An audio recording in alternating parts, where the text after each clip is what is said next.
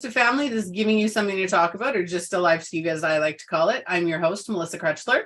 I'm an identity coach, spiritual teacher, business mentor, and creator, founder of not only Just Alive TV, but also the Women Supporting Women Can Network. Today, we're going to be talking about when your past is controlling you. What happens when your past relationships and experiences control how you live your life today and tomorrow. Today's episode is sponsored by Sherri Cook. She has a VIP day that she is offering to you. Regular price $750, exclusive podcast offer for us $600. So go and check that out. Link in the description. I'm going to hand it over to our guest speaker today to introduce themselves, maybe tell you a little bit more about that offer. Sherri, would you like to do the honors? Yes. Hey, Melissa. Thanks so much. Glad to be here. I am Sherri Cook, and I coach women who have been affected by betrayal and traumatized by the presence of infidelity, pornography, or cyber sex in their relationships. You know, it's a very traumatic experience, and we all have to process it, and we all do it in our own ways. So I support women as they go through the ending of a relationship and help them regain trust and confidence, get them a post-traumatic growth mindset, which leads into an abundance mindset, because we deserve a beautiful, fabulous life, and we are responsible for creating that. My VIP day is a 3-hour one-on-one deep dive into you, what you've been through, what you're working through. I don't feel the need to go into all the gory details, but we do need to get to the root of the problem to help you process it, process the emotions, feel your way through it, get some clarity, and basically come up with a game plan on how to move forward. So it's really an exciting process. You walk away feeling like a superstar, ready to take on the world again.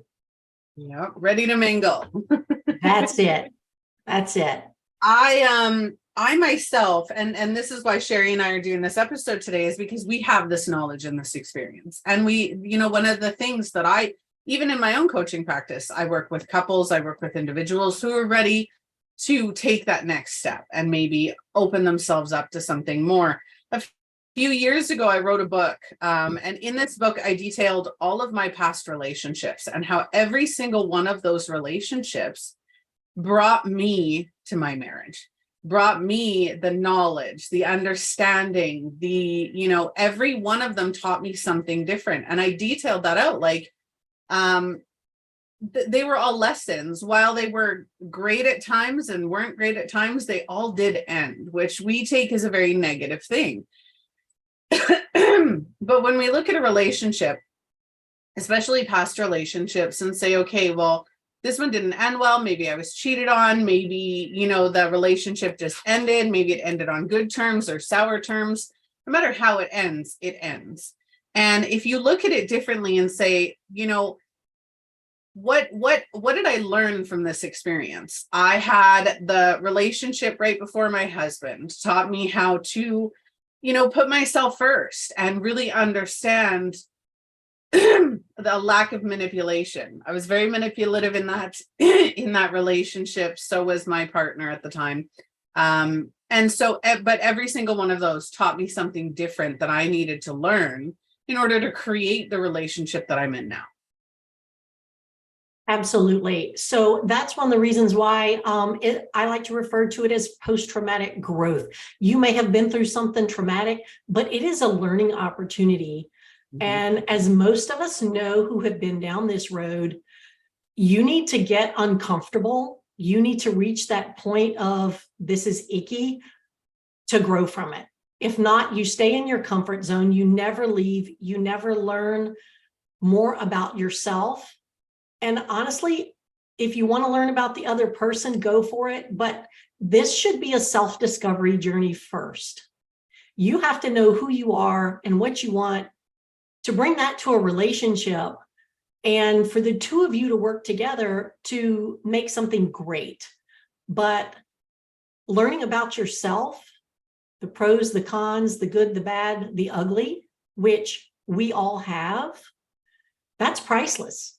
That's how you level up yourself and your next relationship. Mm-hmm. You have to realize where you are to get to that next step.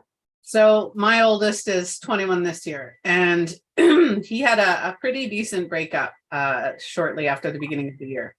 And it was his first live-in, his first, real serious relationship. And it ended, and he was upset about it, and she was upset about it. And I said, you know what this teaches you though? I said, do you know what you want? And he goes, no. And I said, well, do you know how you learn what you want? And he goes, no. And I said, it's not just asking yourself what you want. It's figuring out what you don't want. That's the starting point, right? If you don't know what you want, you don't know where you want to be. If you're not happy in your relationship, if you're not happy in your life, your relationships have ended, no matter what aspect of your life you're in, that starting point is, what don't I want? If I don't want this, well, then maybe I want this. If I don't want that, maybe I want that. You go through that process during the healing journey of a past relationship. But so today we're talking about when they control you. So let's get into that. So when you've gotten out of a traumatic relationship or a traumatic experience, what ends up happening, especially if you haven't healed that experience, is you haven't healed it, you haven't found the lesson in it, all of that. And I can go into that for hours, but we're not. What ends up happening is you bring that forward. You bring the fears forward, you bring the limiting beliefs forward, you bring the emotional and the mental impact, forward with you into the present day. And then what ends up happening is, again, those fears. Oh, that's a red flag. Oh, I don't want to go down that road again. Or, oh, I don't know how many people, and I'm going to mention this really quickly, is I don't know how many women and men that I've talked to who are like, oh, I'm single for life. I love being single. And I sit there in the back of my head, and I've actually asked a few people this, are you really happy single, or are you just too scared and resigned to try again? The fear can be debilitating. Mm-hmm. I mean, and most of it, quite honestly, that I've found, Melissa, is we're stuck in our own heads. Yeah. And in our own hearts, because we don't want to be hurt again. We don't want to be vulnerable again. We're scared to go down that road. We're scared to include somebody in our life that is wielding that power. Now, we're the ones who have the power to release that. We're the ones who have the power within ourselves to process it and let it go. But whenever you've been traumatized, and by traumatized, I even mean a bad breakup like your son went through, that's a trauma event. Mm-hmm. And how we process those, even the little trauma events we have on a daily, weekly, monthly basis, how we process each and every one of them affects whether or not we bring them forward, and whether or not they color how we see other people, other relationships, other even dynamics amongst people. It could be parent-child. It could be boyfriend-girlfriend. It could be husband-wife. It could be boss and employee. Mm-hmm. But when we bring those traumas with us, they hold us back. They hold us hostage to our past experiences and the emotions and feelings that we have given to them. Yep. One of the things that I love to point out, because we are very emotionally charged individuals. We're human beings. Of course, we're emotional, right? And we're very instinctual. And you think of an animal that's caught in a corner, right? It's fight or flight. And when we've been traumatized or hurt in any way, whether big or small, we do create that fight or flight mode. We do create the trauma responses, the instinctual, that back off, right? One of the things that I realized is to help people move forward, maybe when they're feeling stuck or they're feeling that, is to trigger that emotional response. And when I say trigger that emotional response, and I'm gonna do it for a lot of you right now. So if you're watching or catching the replay, ready for this one.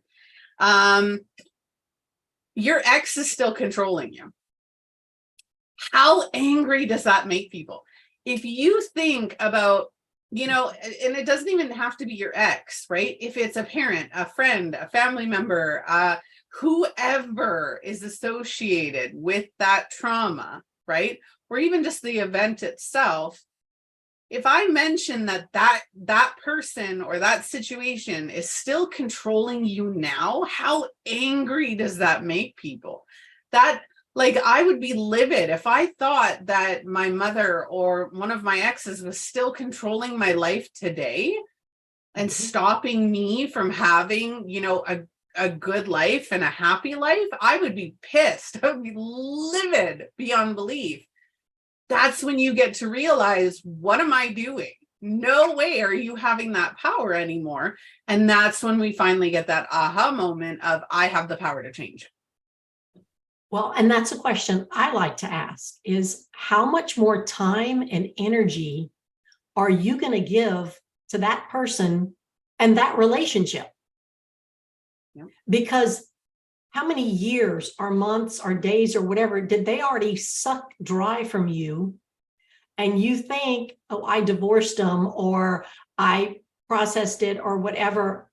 But if you haven't really done the work, if you haven't felt the feelings and gone through the pain and decided, like you said with your son, what you want, what you don't want, what are your negotiables and your non-negotiables for your next relationship, for who you are and what you want, something is blocking you. And a lot of times it could be that control, that power from your past that's keeping you stuck. And you're on the same hamster wheel and the same thoughts are going through your head and you just can't, for whatever reason, move forward. Yep. And that totally stunts your whole healing journey.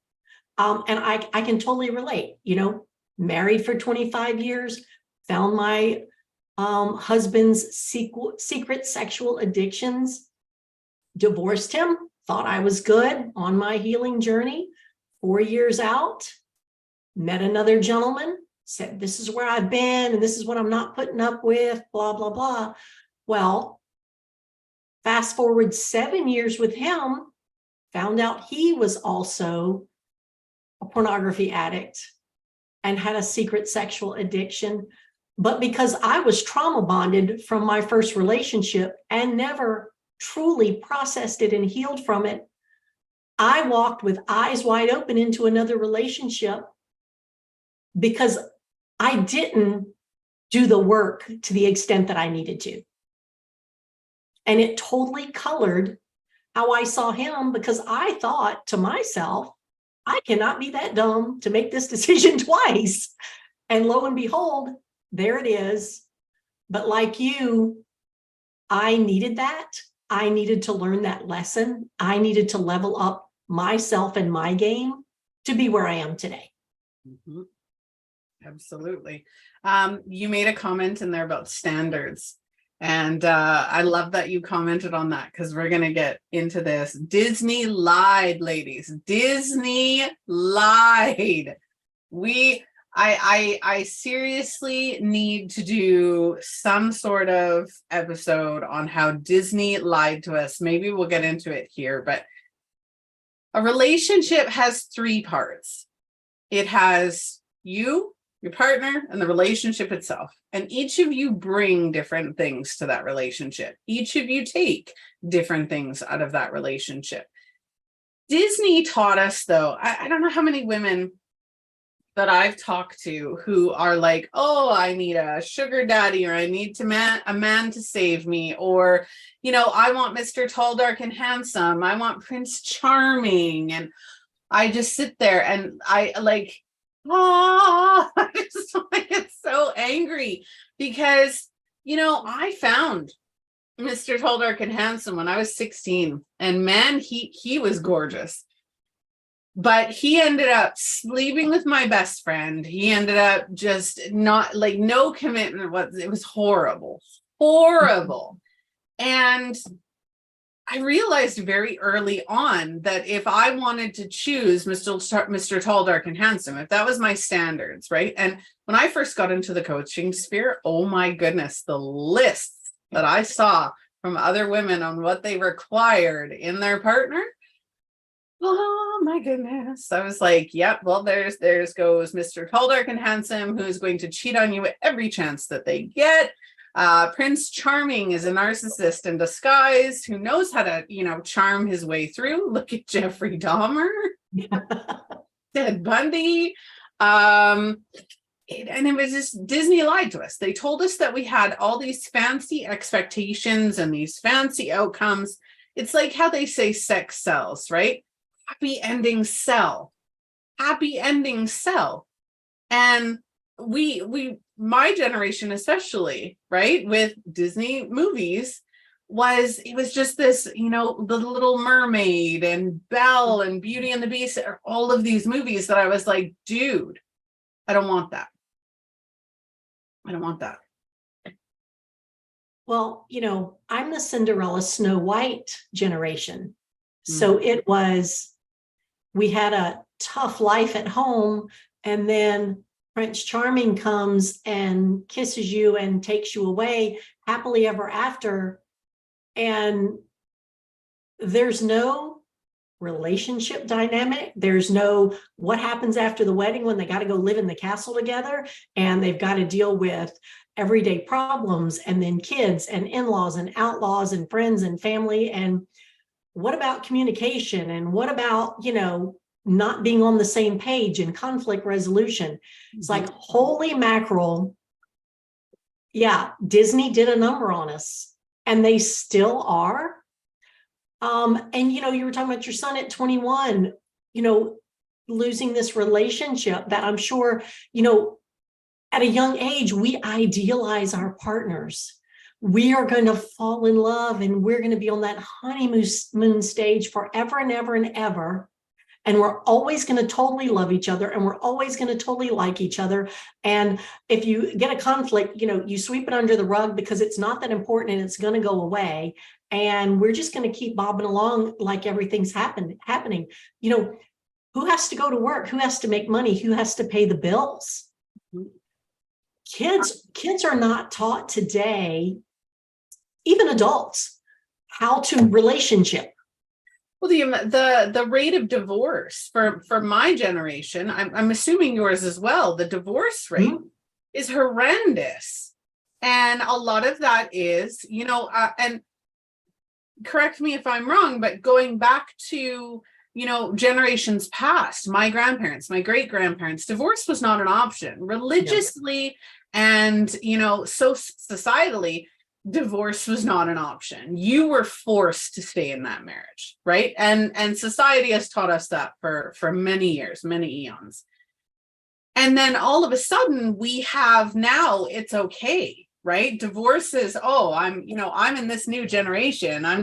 If I don't like my partner, I'm just going to get divorced. Now we've got the positivity movement, which is doing the same thing. If it's too toxic, or if it's too, whatever, then just get out, just leave, just walk away. And it's like, I understand it. If somebody is toxic to you, genuinely toxic, and there's a difference, but genuinely toxic to the point where you can't stand yourself around that person, that's toxic.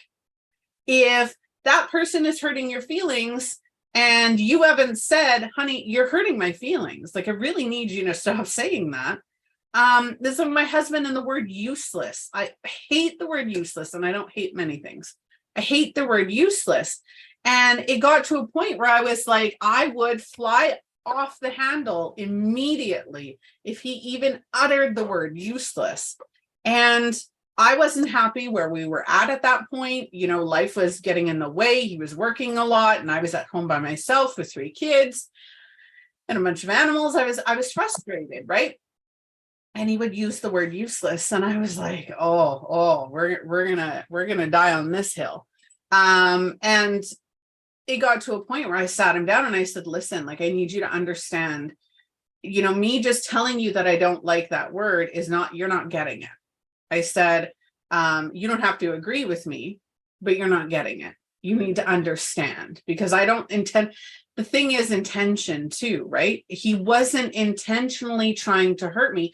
He was trying to express himself, express his needs and wants and desires, while trying to get me to understand where he was coming from. But instead of doing it in a way that I would be receptive to it, it was very angry. It was very, non-intentional, but useless again, right? But that's what relationships lack these days. Is there the intention to hurt you? Is there the intention to be toxic or negative? Have you had the conversation? Because lots of people today don't have the communication skills to sit down with a partner and say, you know what, this is really bothering me, and we need to talk about it. No, 110%. I agree with you. Relationships, partners, significant others, spouses, whatever you want to call them, they're all disposable in today's society. People don't understand the definition of loyalty and commitment anymore. Like you said, the trendy buzzwords like narcissist and narcissism, what people need to understand is we all are narcissistic to a certain extent. No one person has the corner on that market. Okay. But it's the degree to which you have it and the degree to which you wield it against other people. And back to what you said, the intention. There are people who are narcissists. My ex was diagnosed with NPD, narcissistic personality disorder. To this day, he sees nothing wrong with the behaviors he did against me. I believe my mother is an undiagnosed narcissist, a true narcissist. And it's a very rare, it is very rare, because I wholeheartedly agree. I spoke to a psychiatrist who did their dissertation on narcissism. And she had said it is being thrown around way too much. And I would venture to say, from my own personal experience with people in my vicinity or in my life, most people who cry narcissist are actually more narcissistic than their partners. And that's been my experience. I have a former relative married into the family, who cried narcissist. But that person was wholeheartedly showed every sign that they themselves were the narcissist. And you're right, it is thrown out there way too much. So I'm going to let you finish. Sorry, I had to intercept. Well, and no, on that same vein, there are narcissists and people who cry narcissism. But I think some of those are, the wolf in sheep's clothing, where they're just really self-centered and they just want their way and they don't want to compromise and they don't want to discuss things. But, I said people don't know how to relationship anymore. And part of that is communication. Yeah. People don't want to have the difficult conversations. They just want to cop out. Well, he doesn't agree with me, so he's wrong. Well, what's triggering that? What's behind that? All of this can be part of your trauma and your healing, that if you haven't gone through it, if you haven't processed it and learned that you have to communicate your wants, your needs, the good and the bad. You just don't communicate about what's wrong. You got to communicate about what's right and what you appreciate in a relationship and in a partner too. And letting someone know, hey, useless, that triggered me. Tell them that word is a trigger for me, or, let's find another word you can use instead. And not only that, but having, we talk about non-communication, and cancel culture is another huge one, right? The disposable culture. That's what cancel culture is. It's disposability, right? We have cell phones. Oh, my cell phone doesn't work. Oh, I'm just going to go get a new one. Or, oh, I broke this. Oh, I'm just going to go get a new one. Nothing is made to last anymore, right? Most companies, I watched it on a show the other day. It's like, well, why don't you buy this mop? Because this mop, will last 20 years. And the owner of the company is like, but I don't want it to last 20 years. I want it to last maybe a year, so that they have to keep buying them. That's what this culture has become, our cancel culture, all of that. And on top of that, there's that lack of communication. And part of that is it's laziness. It's unmotivated laziness, because let's keep going with the useless comment. You know, when I told my husband that I don't like the word useless, a lot of people in society today would leave it at that. They wouldn't go into any more detail. Where I know for my relationship, I have to, in order for him to truly understand and not continue to do it, I have to explain. I have to explain why I feel that way. I have to not necessarily get him to agree, because that's not the purpose of it. I need him to understand and validate my feelings on it. We don't have to agree. He can think that the word useless is the greatest word in the English, in the English language. And that's totally fine, right? It's understanding that when you use it, it's like cursing, right? I will curse like a sailor when I'm home. Absolutely, wholeheartedly.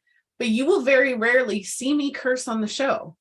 You will very rarely see me curse towards my mama or even near my mama, because she doesn't like it, right? And it's that compromise and that respect of, you know what, I'm going to not say that around you because I know that it hurts you and I know that you do not like it. I don't feel like creating that animosity. So I'm gonna make that little change while we're together around each other, right? There's that compromise and communication. So people don't understand those words anymore.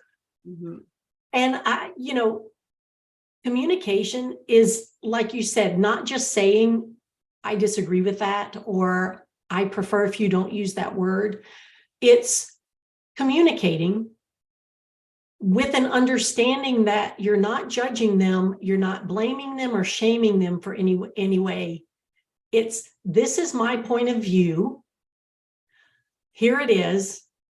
I hope you'll respect it. I don't expect you to agree with me, but this is how I feel about it. And then from there, you have a conversation about that. It doesn't have to be, anybody getting angry or judgy, because it is what it is. This bothers me. I'd appreciate it if we could figure out a way. I'm not asking you to change your behavior if that's something you feel strongly about, but I would like to know that when you do that in my presence, this is how it makes me feel. And it's just communicating that. Yeah. And that's all you can do. A lot of relationship issues that I've noticed, even in my own, even in, my kids, my daughter came home one day and she said, Mom, I got into it with this kid at school. And I said, oh, what happened? She says, well, this child at school said that police officers don't save lives. Ambulances do, or like first responders. And I was like, okay. I said, so what was your point? She goes, well, I think police officers save lives. And I said, okay. I said, so which one of you is wrong? Trick question, neither one. And she's like, well, I don't know. And I said, well, exactly. I said, neither one of you are wrong. I said, you guys are saying, police officers do save lives because they protect people, right? If they have to, they provide medical first aid.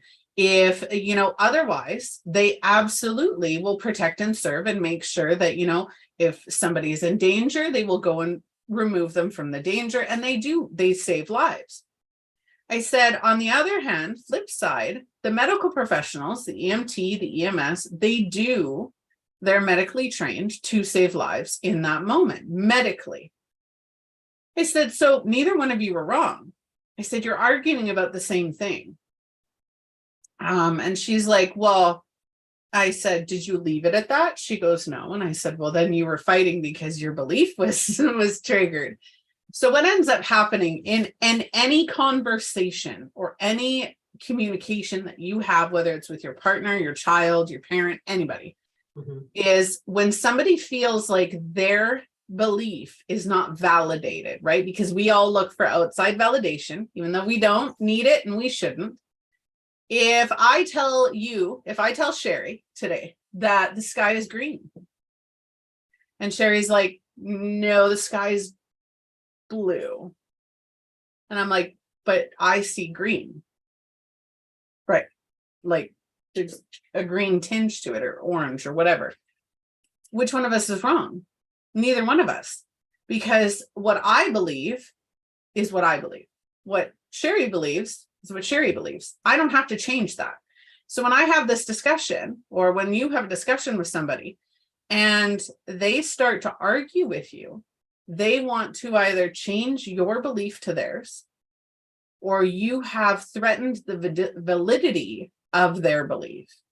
And that's why people argue, because we, as a society, and I think our parents probably created this, is the need to be right. Yes. The need to overcome and subdue or overcome somebody else's belief and opinion to validate our own. And that's not what it's supposed to be. I agree with that. And I do think, a lot of our generation came from that. What your parent says is what your parent says. You don't argue, you don't question. You do what they say you do. And nowadays, I think parents are too busy trying to be friends. So again, something is definitely getting lost in the whole relationship dynamic between, us of the parent's opinion is right to now of the parent agrees with the child and they don't want to argue because they don't want to not be seen as the child's friend. And there has to be a happy medium in there somewhere. And as adults who want healthy, loving relationships, we need to learn how to respect each other's opinions and points of view without causing a lot of drama and discord, because that would be all day, every day. Mm-hmm. And that goes hand in hand with our topic. When your past controls you, you think about the way that we were raised. We're trying to either, and here's two variations to that. We're either trying to create that same scenario with our own children, or we're doing the complete opposite and going, I'm never going to be like my parent and I'm never going to treat my kid this way. And you go the complete opposite and it has harmful effects that way. We are going to screw up as parents. We're going to screw up as partners. We're going to screw up as everything. We are meant to screw up. We're meant to learn and grow. That's part of it. But again, the way you were raised, don't let that control the way that you raised your child. Don't let that control if you go overboard in a certain way, or if you go too lenient on a certain way. Find your own style. Yes, you can take your past and go, what have I learned? What have I not liked? Let's not do that. And let's figure out something better that still, gets that point across, right? My children know they can come to me with anything. My partner knows that he can come with me about anything. They know my triggers, my absolute non-negotiable, mom's going to rip my head off triggers. They know those, but they also know that I have a grace period in between that.